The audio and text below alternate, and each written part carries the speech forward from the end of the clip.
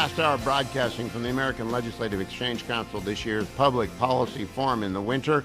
Finally, they gave me a Buckeye. State Senator Cirino is back with me. Jerry Cirino got everyone last night in a big, we had 1,800 people there, hushed everyone when he announced he had 40 grandchildren. I've got 7, and my back is still hurt from Thanksgiving. How many did you have at your Thanksgiving? All of them.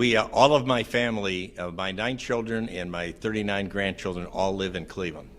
Are they all Browns fans? They are all Browns fans, and they're all conservatives. Oh, you're doing the Lord's work. Are they Guardians fans too? Yeah, I think some like baseball, some don't. A lot of football, and one of my grandsons is the quarterback of Mount Union University. Oh, that's where he's not my nephew, he's my niece's husband, who would play O-line at Mount Union, one of their national championship teams. They're great. Are they still good? They are great.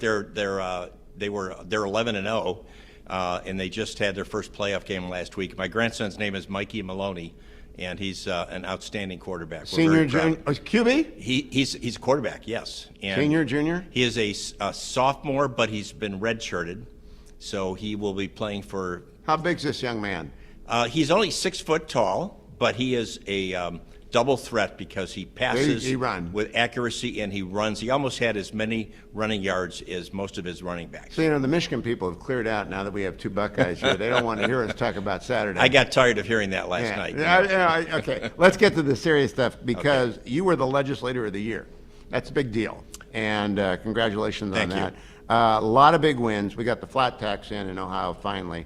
And tell us about that, and then let's get to SB1. Okay, sure. Well, flat tax was something that had been sort of an objective of most of the people in our caucus. We have in Ohio, we have a supermajority in the House and the Senate, which is great because that enables us to override vetoes when we have to. Okay. Even though it's a Republican governor, sometimes you guys are the right of Mike DeWine. We've done it 3 times in my 5 years there, so it's unusual, but it does happen. So we had been on a course of action over the last 10 years, really, before I even got there, to lower not only the rate of taxation for the state tax, which was as high as 9.5% when it the first few years when it began in the late 70s, and had like 8 or 9 brackets to it. So we had been ratcheting that down over the last several years.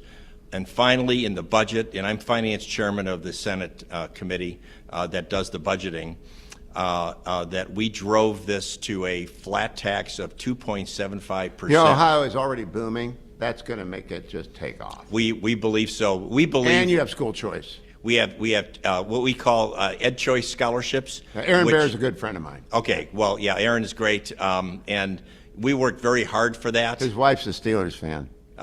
We have to overlook certain things. Yeah, I know. Sometimes, we forgive sinners. Yes, in the spirit of working together. Yeah. But that's giving parents a great option to take their children out of schools that are underperforming, and there are many of them, and give them a choice to go someplace else. It's also strengthened financially a lot of our private schools as well. Let's turn to SB1 because The Ohio State University is not only the national champion and on a run to become it 2 years in a row. You got a great president. He's a Naval Academy grad, and he's doing great stuff. And Ohio State's law school is the equal of any law school in the United States. It wasn't that way when I got out. I went to Michigan because it wasn't, but now it is. What is your bill going to do? Well, Senate Bill 1 was signed by the governor this past June. Oh, congratulations. Thank you. I worked on it. Its predecessor bill that didn't get a vote in the House was Senate Bill 138. I'm sorry, Senate Bill 35. It was really a sweeping reform of higher education. In Ohio, we have 14 state universities. Oh, yeah, my son went to Miami of Ohio. Okay, well, that was one of them. Yep. And we also have 22 community colleges. And so my first bill, when I first got to the Senate, it was Senate Bill 135. And it provided the beginnings of some university reform. But Senate Bill 83 in the last General Assembly, which didn't pass the House, so I had to reintroduce it this past January as Senate Bill 1, which showed everybody that it was a priority for the Senate. And it is the most sweeping bill for higher education reform. However, it's only the beginning. We have a long way to go to extract the wokeness out of our universities, to bring meritocracy back to our universities, and that includes medical schools and law schools as well. It creates an environment of diversity of thought, which was the original idea behind the university in the first place decades ago, but that has been eroded over the last several decades. Well, you know what the quote from the game this year is Ryan Day after the conclusion said, "Win with humility." That ought to become Ohio's state motto. Win with humility. So you've won, and you're being humble about it, but no one reforms higher ed in America. How hard was this? It was very difficult. I was called every name you could think of, from Nazi to Hitler to fascist to racist, to et cetera. And because I added in this a no strike provision, the faculty unions went absolute berserk over this. They protested my neighborhood, my house, outside the State House. On the college campuses, at that time, I had 7 grandsons at various universities around Ohio.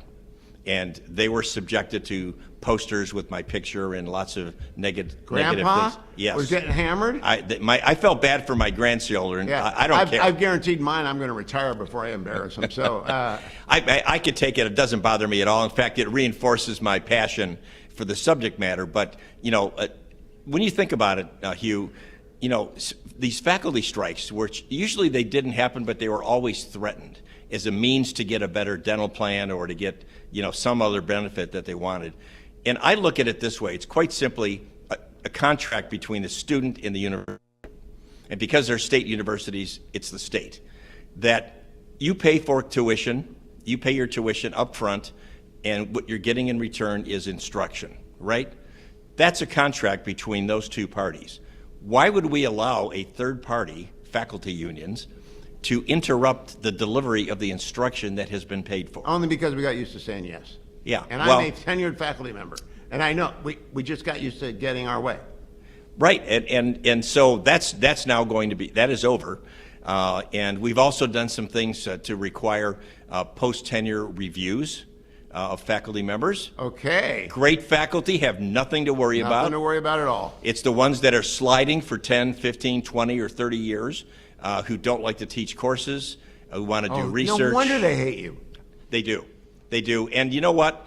I got people who've got mold growing on them. No, I mean, people haven't moved out of their office in years. How about this? How about requiring, as we did in the bill, I wrote this section myself, to require annual performance reviews of the faculty. I mean, businesses have been doing that for decades. Right? Who's going to write them, the deans? Well, it's a process. The chairs and the deans will have, and the provost ultimately, with an appeal process, because we want people to be evaluated fairly. So what the presidents of the university, is it President Strickland, is that running Ohio State now? Carter. Oh, yes. That's right. And he's got a great handle for his flight name, but I can't remember what it is. Well, I don't even know, actually, but we've met many times since in fact, he called me while he was appointed before he even arrived in Columbus, because I was chairing higher ed committee at that time in the Senate. Well, he stamped out the anti-Semitic stuff. He put an end to that. He did, but they have work to do, quite frankly, on DEI, because they were spending $14 million a year on DEI programs. At the Ohio State University? At the Ohio State University, and they had 144 people employed. We're watching very carefully to see how those are being dismantled. And the bottom line, Hugh, is that I get asked all the time, well, what about this program or that program? It's helping this group or that group. And my answer is quite simple. DEI has become institutional discrimination. Sure, it's also unconstitutional as can be. It is. And I said, any program, any club or whatever that excludes somebody else because of their race, their gender, their nationality or whatever, is wrong and is not going to be permitted under this law.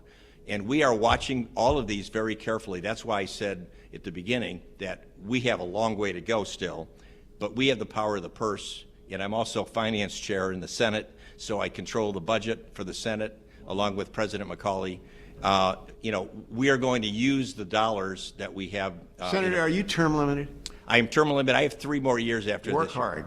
I'm going to. Don't waste a day. We're going to get things done. Are you in? How many years you been in? State House. I'm finishing up my 5th year, but I didn't run till I was 65. All right, Sammy Cavelli, if you're listening, help this man out. There are people in Ohio who really like change, and Yes, good for you. We need to embrace it. Yeah. Thank you for coming by. Congratulations on the award, and more importantly, congratulations on SR1. Anyone cover that in the national media?